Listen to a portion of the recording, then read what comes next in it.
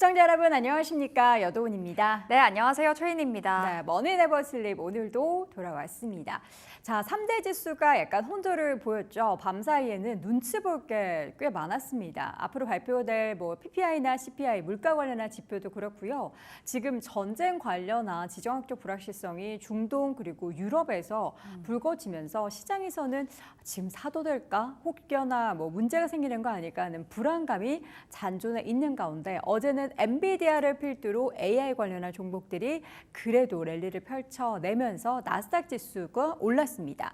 나스닥은 0.21% 그러니까 16,780선 회복에 나섰고요. S&P 500 같은 경우에는 퍼센테이지로는 보합인데 그 포인트로는 아주 소폭 상승을 하면서 초록불을 켰습니다. 5,344포인트 선 그리고 다우존스 지수는 보잉 등의 종목들 하락하면서 0.3% 내린 39,350선 기록을 했습니다. 네, 간밤 국제유가는 폭등을 했습니다. 무려 WTI가 4%가 넘게 이 밤 사이에 올라간 건데요. 중동 전쟁 긴장감이 심상치가 않습니다. 우리 시간으로 새벽 2시경에는 미국 국방부 대변인이 이번 주에 이란이 이스라엘을 공격할 수 있다라고 발표를 했고요. 이스라엘은 즉시 우리는 현재 최고 수준의 경계 태세를 취하고 있다라고 알린 바 있습니다. 이와 더불어서 미국 또한 이 중동에 추가적으로 파병을 하겠다라는 소식까지 전해왔는데요.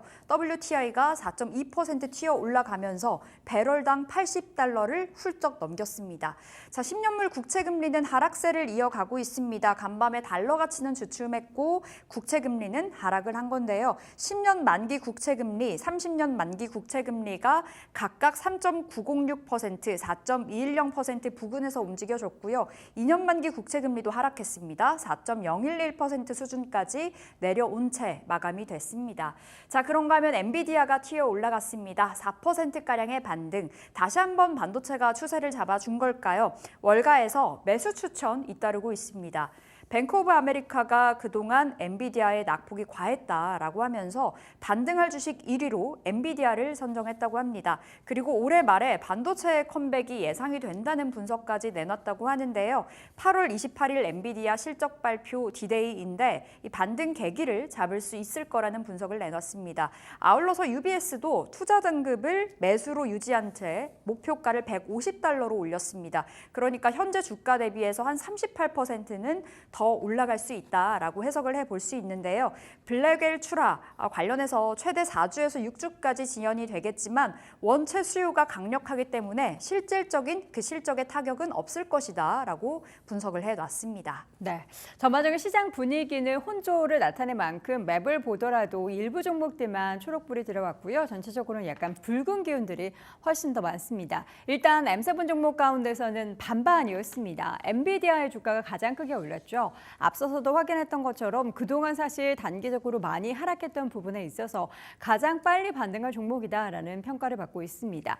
8월 이제 말경에 엔비디아 실적 발표 8월 28일 현재 시각으로 예정돼 있는데 과연 이번에도 젠슨 황의 어깨에는 힘이 바짝 들어가 있을지 주목해 보도록 하겠습니다. 4%대 밤사이 올랐고요. 여타 다른 반도체 종목들 가운데서는 AMD와 또 마이크론 테크놀로지가 각각 1%대 상승, 그러나 퀄컴의 주가는 소폭 하락했고요. 시간의 거래에서 실적 발표했는데 잠시 후에 자세하게 체크해 보도록 하겠습니다.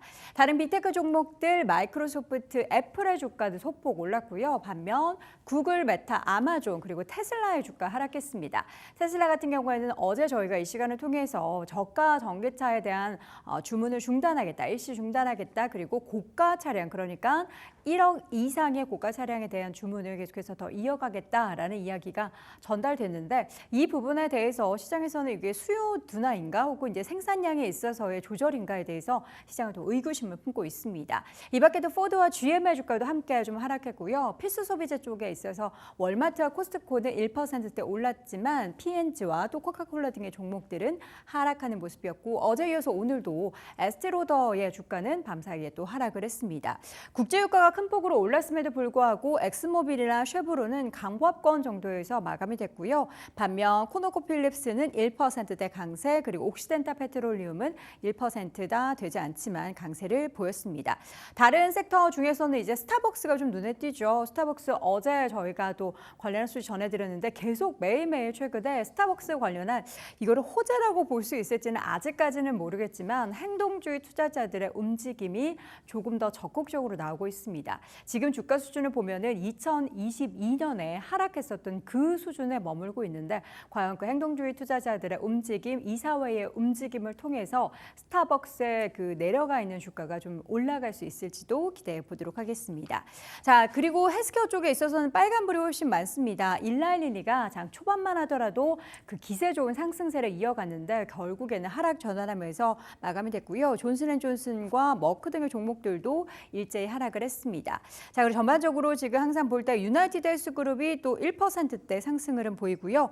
금융주들도 흐름이 좋지 못했습니다. 일단 큰 기업 가운데서는 웰스파고 등의 종목들이 1% 하락했고 버크셔 해서웨이 주가도 소폭 하락한 가운데 페이팔 금융주 안에서 페이팔의 주가가 2% 가까이 하락 마감을 했습니다. 자, 그럼 실적 발표 내용도 있고요. 주요한 종목들 한번 쭉 확인을 해볼까요? 네, 퀄컴부터 보도록 하겠습니다. 간밤에 엔비디아가 급등하면서 나스닥 그리고 반도체 지수의 상승을 견인을 했었지만 퀄컴은 반대의 흐름을 보였습니다. 울프 리서치가 투자 의견을 아웃퍼폼에서 피어퍼폼으로 하향 조정을 했습니다. 애플의 자체 모뎀 개발이 향후 퀄컴의 수익의 발목을 잡을 거다라는 분석이었는데 이제 18세대 아이폰이 출시가 된다면 미국 외 다른 지역에서 판매가 되는 모든 모델에는 퀄컴이 아니라 애플의 자체 모뎀이 포함이 될 것으로 예상이 되고 있습니다. 앞으로 실적 타격이 불가피하다라는 이야기가 나와주고 있는 거고요. 2024년부터 2026년까지 퀄컴의 매출이 40억 달러 감소하고 그리고 주당 순이익이 1.5달러 감소가 될 것으로 예상이 되고 있습니다. 간밤에 2.7%가량의 하락세 보여주면서 162달러에서 장을 마쳤습니다. 두 번째로는 앞서 말씀 주셨던 스타벅스 한 번 더 체크해 보도록 하겠습니다. 최근에 행동주의 헤지펀드 스타보드 밸류가 스타벅스 지분을 대량으로 매입을 하고 주가 부양에 힘을 쓰고 있다는 소식 이어지고 있죠. 간밤에도 추가적인 상승을 보여줬습니다. 아울러서 간밤 엘리엇과의 합의 가능성까지 제시가 됐습니다. 엘리엇에게 이사회 의석을 제공하는 합의에 근접을 했다라는 소식이 전해진 건데요. 스타벅스 올해 들어서 계속해서 부침을 겪고 있습니다. 특히 작년 10월에 시작이 됐었던 이 가자지구 전쟁에서 이스라엘을 스타벅스가 지지를 했고 그리고 자금을 지원한다는 주장이 펴지면서 이 불매 운동에 직격탄을 맞은 바 있었습니다. 올해 들어서만 무려 20%가 넘게 떨어졌는데요. 스타보드 밸류의 주가 부양으로 앞으로 체질 개선이 일어날지 주목을 해봐야 되겠고요. 4% 가까이 상승 보여주면서 77달러에서 장 마쳤습니다. 자, 세 번째로는 구글 보겠습니다. 구글은 제대로 이 애플을 의식을 하고 있습니다. 구글이 최신 스마트폰이죠. 픽셀 9 시리즈를 예상보다 더 일찍 공개할 것이라는 소식이 전해졌습니다. 과거엔 픽셀의 신제품을 통상적으로는 10월에 선보였다고 하는데 9월에 나올 아이폰 신제품보다 먼저 출시를 할 계획이라고 지금 전해지고 있습니다. 픽셀폰이 한국에는 출시가 되지 않겠지만 이번 시리즈에서는 구글의 AI 모델, 이 제미나이가 탑재가 될 예정입니다. 그렇다 보니 관심도가 굉장히 높은 상황이고요. 다만 주가는 0.8%대에서 간밤 장 마쳤습니다. 자, 마지막으로 존슨앤존슨 살펴보겠습니다. 지난 7월에 존슨앤존슨이 아니라 미국 연방지원법원이 암 환자들의 손을 들어준 바 있었습니다. 존슨앤존슨의 베이비 파우더 그리고 기타 탈크 제품들이 암을 유발하는 성면을 함유하고 있다라는 주장을 이 법원에서 받아들인 건데요. 때문에 존슨앤존슨이 파산 보호 신청을 막으려는 시도를 기각을 한 바 있었습니다. 근데 간밤 로이터 통신에 따르면 존슨앤존슨은 수많은 소송을 해결하기 위한 65억 달러 규모의 제안에 대해서 충분한 지지를 받았다는 소식이 전해졌습니다. 자회사를 파산 보호에 넣는 계획을 추진하는 데 필요한 75%의 찬성률을 넘어섰다라는 소식이었고요. 존슨앤존슨은 0.5% 가까운 하락으로 159달러에서 장 마쳤습니다. 이렇게 네 가지 특징주 살펴봤습니다. 네, 미국 시장의 특징적인 종목들까지 확인을 해봤고요. 이번에는 좀 더 자세하게 미국 시장 밤 사이에 있었던 일들 정리해 보겠습니다. 오늘도 머니네버슬립 이유림 팀장과 함께합니다. 어서 오세요. 안녕하세요. 네, 반갑습니다. 자, 머니네버슬립은 프리미엄 미국 주식 컨텐츠를 여러분께 매일매일 제공해 드리고 있습니다. 좀 더 자세한 이야기가 궁금하신 분들은 유튜브 검색창에 머니네버슬립을 검색해 보시길 바랍니다. 자, 오늘도 미국 증시 포인트부터 한번 확인해 보도록 할까요? 열어보시죠. 점차 커지는 지정학적 리스크다. 지정학적 리스크가 한 군데만 있는 게 아니라 유럽에도 있고 중동에도 있는데 이게 어느 쪽 이야기일까요? 네, 오늘은 중동의 긴장이 조금 고조되는 모습이었는데 이 부분을 자세하게 짚어보도록 하겠습니다. 네. 이 투자 심리를 위축시킨 요소 중 하나는 지정학적 리스크였다라고 꼽을 수 있겠는데요. 중동의 긴장이 고조되면서 적극적인 투자를 막은 것으로 보입니다. 지정학적 불안이 커지면서 국제 유가가 급등한 것도 시장의 압력으로 작용을 했는데요. 구체적으로 근원물인 9월 인도분 서부 텍사스산 원유는 전일 대비 4.2% 상승을 했고 브렌트유 10월 인도분 가격은 전장에 비해서 3.3% 상승했습니다. 중동에서는 이스라엘이 이란의 수도 테헤란에서 하마스 지도자를 암살한 이후 새로운 전쟁의 가능성 역시 커지고 있습니다. 이란은 하마스 지도자 암살에 대해 보복하겠다고 공언한 바가 있는데요. 이에 폭스뉴스도 이란이 향후 24시간 이내에 이스라엘을 직접 타격할 것이라고 보도했습니다. 이에 대한 대응책으로 미국 국방부 장관 로이드 오스틴은 이날 F-35 전투기를 포함한 항공모함 전단에 중동으로 배치를 하면서 유도미사일 잠수함까지 함께 파견을 했습니다. 백악관 국가안보회의 국가안보소통보좌관은 브리핑에서 얘기를 했는데 중동에서의 긴장 고조 상황을 매우 주의 깊게 지켜보고 있다며 이스라엘에서 발표했듯 이란 혹은 그들이 대리 며칠 이내에 이스라엘을 공격할 가능성이 커졌다고 발표를 했습니다. 네, 이렇게 지정학적 리스크가 더욱더 커지게 되면 시장이 지금 변동성이 있고 심리적으로 좀 불안한 사이에서 또 추가적인 하락의 빌미가 될 수 있기 때문에 관련한 소식을 계속해서 눈여겨보셔야겠습니다. 자, 오늘도 이어서 한입뉴스 4가지 준비했습니다. 첫 번째 한입뉴스 헤드라인부터 볼까요? 러시아 계정 금지요. 요것도 이제 어떻게 보면은 이런 지정학적 리스크에 관련한 소식이 될 수도 있겠습니다. 구글에서 러시아의 애드센스 계정의 비활성화를 발표를 했는데요. 이 애드센스라는 게 뭐냐? 컨텐츠 소유자가 수익을 창출할 수 있는 서비스입니다. 이제 유튜브에서 우리가 컨텐츠를 보게 되면 그 광고 수익이 컨텐츠를 만든 그 사람에게 가는 걸 바로 애드센스라고 하죠.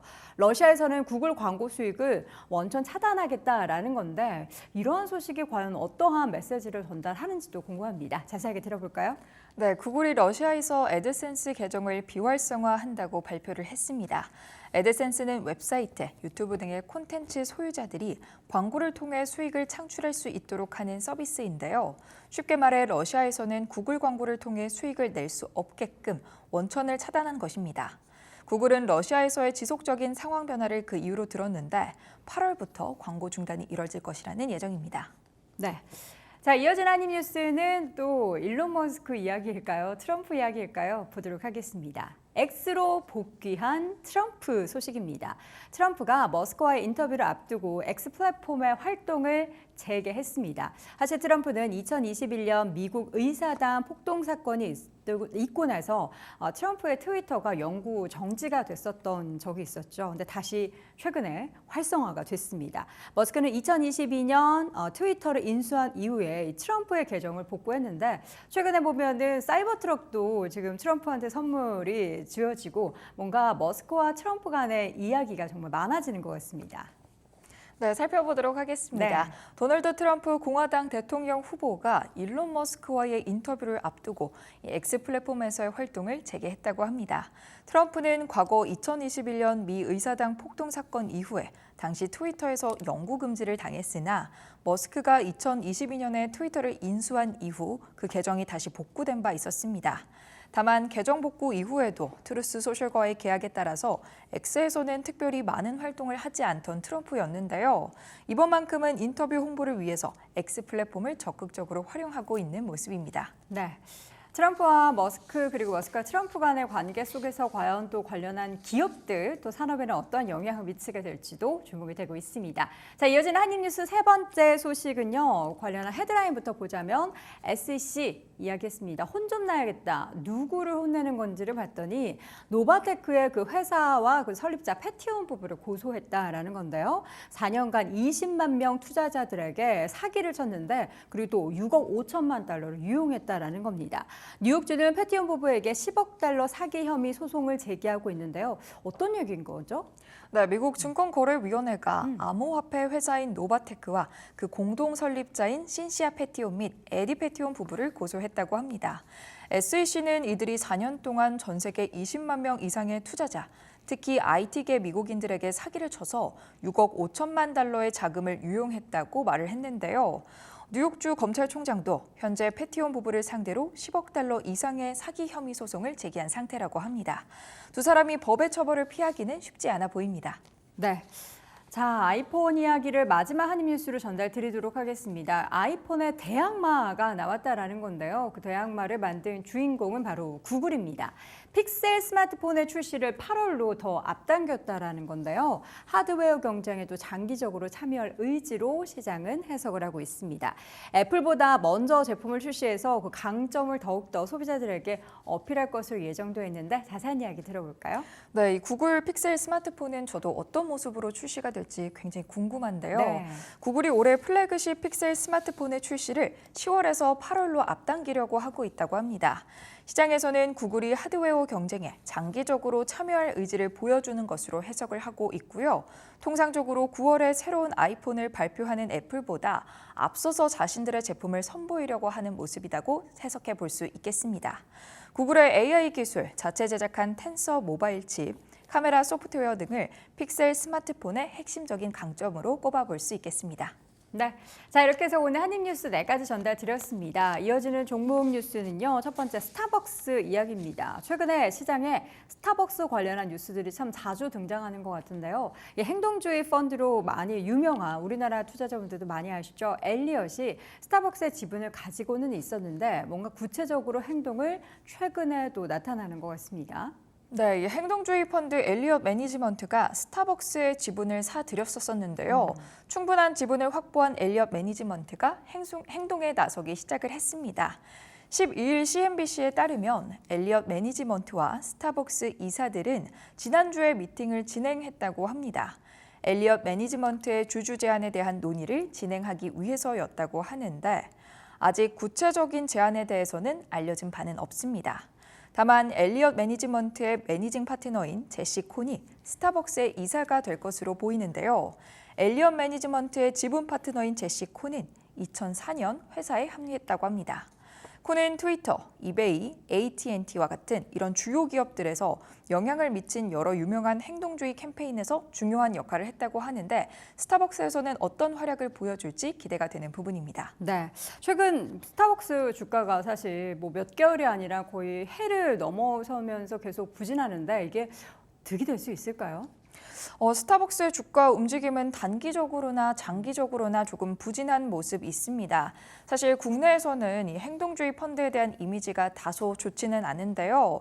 한국 기업들의 경영에 대한 개입이 부정적으로 비친 사례가 있기 때문입니다. 과거 이 펀드는 삼성물산과 제일모직 합병에 반대를 했었고요. 또 현대차그룹의 지배구조 개편에 대해서 비판적인 입장을 취하기도 했었습니다. 하지만 이와 같은 엘리엇 매니지먼트의 적극적인 개입은 주주들에게는 오히려 긍정적인 소식이 될 수 있습니다. 궁극적으로 회사의 가치를 개선함으로써 주가를 높이려 하기 때문인데 최근 스타벅스의 주가 1년 동안 약 24% 하락했었고요. 시계열을 5년으로 늘려봐도 주가는 오르지 못했습니다. 5년 동안 주가 하락폭은 대략 20% 정도인데 즉 스타벅스의 주가가 장기간 횡보하고 있다고 체크를 해볼 수 있겠습니다. 네, 스타벅스 최근에 주가의 움직임이 좀 어떤지도 궁금한데요. 어떻게 영향을 좀 미칠까요? 네, 이 행동주의 펀드가 스타벅스 기업 가치 개선을 위해서 움직이자 스타벅스의 주가는 2.58% 오르면서 77.03달러의 장을 마감했습니다. 지난 7월 31일 모건 스탠리와 웨드부시가 제시한 목표 주가도 체크해 볼 텐데요. 모건 스탠리는 98달러, 또 웨드부시는 80달러의 목표 주가를 제시했습니다. 이어서는 다음 종목 뉴스는 원자력 발전 관련한 이야기입니다. 원자력 발전소 종목이 뜬다가 헤드라인인데 이게 어떤 얘기일까요? 네, 가장 효율적인 에너지원으로 꼽히는 게 또 바로 원자력이죠. 그리고 바클레이즈는 원자력 발전 종목이 강한 모습을 보일 것이라고 내다보고 있는 입장입니다. 10일 CNBC에 따르면요, 이 월스트리트의 애널리스트들은 콘스텔레이션 에너지와 비스트라 에너지를 주목하고 있다고 합니다. 바클레이즈는 콘스텔레이션 에너지에 대한 투자 의견을 매수로 제시를 했습니다. 제시한 목표 주가는 $211였는데요. 바클레이즈의 애널리스트는 원자력 발전소는 에너지 공급이 부족한 시장에서 무탄소 기저부하 발전을 제공하고 있다며 콘스텔레이션 에너지는 근본적으로 증가하는 전기화 수요에 대응할 수 있는 좋은 위치에 있다고 덧붙였습니다. 콘스텔레이션 에너지는 미국 내 93개의 원자로 중에서 21개로 운영하고 있다고 하는데 미국에서 가장 많은 원자로를 소유한 기업이라고 합니다. 또 다른 투자은행인 BMO 캐피털 마켓이 찍은 종목은 비스트라 에너지였는데요. 이 투자은행의 애널리스트는 목표 주가로 $120를 제시를 했습니다. 비스트라 에너지가 제시한 재무 전망은 보수적이어서 상승 여지가 더 있다고 전했는데, 즉 이 비스트로 에너지가 스스로 계산한 수치보다 더 좋은 실적을 낼 가능성이 있다고 예견을 한 바라고 해석해 볼 수 있겠습니다. 네, 하반기에는 데이터 센터에 대한 투자가 더욱더 많이 늘어날 것이다. 이러한 기대감에 사실 최근에 ETF 자금들이 유틸리티 관련한 ETF로 굉장히 많이 몰리고 있다라는 소식도 전해지고 있는데요. 그 가운데 이제 수요가 증가하면서 원전이 뜬다라는 그런 얘기네요. 네, 맞습니다. 이 에너지 수요 증가로 인해서 원자력 발전이 주목을 받고 있다. 이렇게 정리를 해볼 수 있을 것 같은데요. 네. 조금 더 자세하게 살펴보도록 하겠습니다. AI 수요 급증으로 컴퓨팅 파워가 많이 쓰이고 있는 요즘입니다. 이는 필연적으로 전력 수요의 증가로도 이어지게 될 텐데요. 또 기후변화에 있어서 위기의식이 높아지면서 미국 정부는 친환경 에너지 생산에 더 집중하는 모습을 보여주고 있습니다. 이 과정에서 원자력 발전은 핵심적인 역할을 할 에너지원으로 여겨지고 있는데요. 지난 9일 조 바이든 대통령은 초당적 지원을 받은 원자력 발전법에 서명을 했습니다. 원자력 발전소 허가를 위한 절차를 간소화하고 원전 허가를 위해 기업이 내는 수수료를 줄인다는 이런 내용이 포함된 법안이라고 볼 수 있겠는데요. 세계 원자력 협회에 따르면 미국은 2022년 기준 7,722억 기가와트에 달하는 에너지를 원자력 발전으로만 생산을 했다고 합니다. 이는 전 세계 원자력 발전량의 약 30%에 달하는 엄청난 수치로서 다만 대부분의 원자로가 노후되어 있기 때문에 업그레이드가 또 필요한 시점이라고 하는데 앞으로 이 급증하는 수요에 어떻게 대응할지 기업들의 움직임 주요해서 체크해 볼 필요 있겠습니다. 네, 그럼 앞서 언급했었던 기업의 주가에는 과연 어떤 영향을 미치게 될까요? 네, 먼저 콘스텔레이션 에너지의 주가 살펴보도록 하겠습니다. 현지 시간 12일 1.15% 하락하면서 $187.33의 장을 마감했고요. 올해 들어서 이 기업의 주가는 62% 이상 상승하는 폭발적인 상승력 보여주고 있습니다. 또 다른 기업인 비스트라 에너지의 주가는 같은 기간 무려 약 100% 이상 오르는 굉장히 강력한 퍼포먼스 보여주고 있는데 이 원자력 발전 기업들이 계속해서 좋은 흐름 이어갈 수 있을지 주가 함께 체크해 보도록 하겠습니다. 네, 자 이렇게 해서 종목 이야기는 원전 관련한 소식까지 전달드렸습니다. 오늘도 머니네버슬립 이유림 팀장과 함께했습니다. 고맙습니다.